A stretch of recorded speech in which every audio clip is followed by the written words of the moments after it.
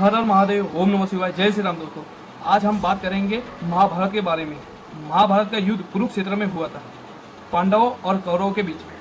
पांडवों के पास 7 अक्षौहिणी सेना थी और कौरवों के पास 11 अक्षौहिणी सेना थी। आज हम बात करेंगे महाभारत के ऐसे योद्धाओं के बारे में जो अपने खुद के दम पे ये युद्ध कितने दिन में समाप्त कर पाते। 10वें नंबर पे आते महाबली भीम। भीम चाहते तो महाभारत का युद्ध केवल 28 दिन के अंदर खत्म कर देते। उनके पास 1000 हाथियों का बल था। और 9वें नंबर पे आते हैं अर्जुन। अर्जुन चाहते तो ये युद्ध अपने खुद के दम पे 24 दिनों के अंदर समाप्त कर देते।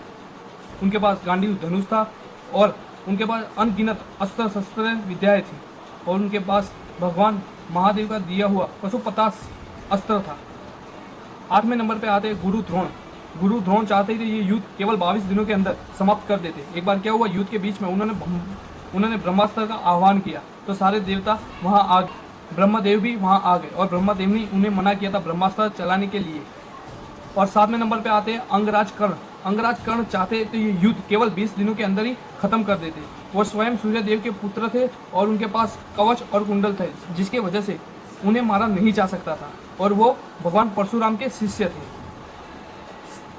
6ठे नंबर पे आते हैं पितामह भीष्म। पितामह भीष्म चाहते तो ये युद्ध केवल 16 दिनों के अंदर ही समाप्त कर देते। उनके पास इच्छा मृत्यु का वरदान था।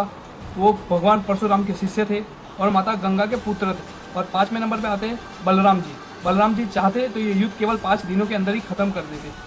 वो स्वयं भगवान विष्णु के प्रिय शेषनाग के अवतार थे, परंतु उन्होंने इस युद्ध में भाग नहीं लिया था।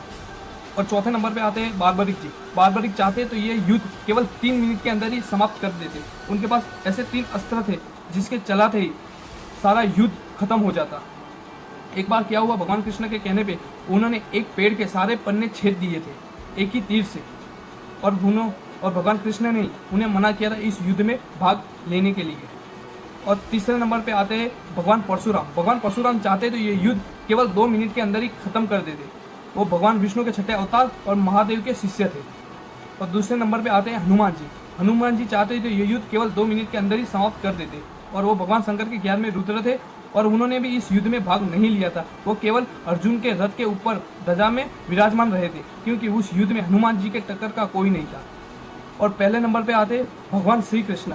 वो चाहते तो ये युद्ध केवल 1 सेकंड में ही समाप्त कर देते। स्वयं भगवान विष्णु के अवतार नारायण थे, परंतु उन्होंने भी इस युद्ध में हथियार ना उठाने का प्रण लिया था। अगर आपको ये वीडियो पसंद आया हो तो लाइक कीजिए, शेयर कीजिए और सब्सक्राइब कीजिए। हर हर महादेव।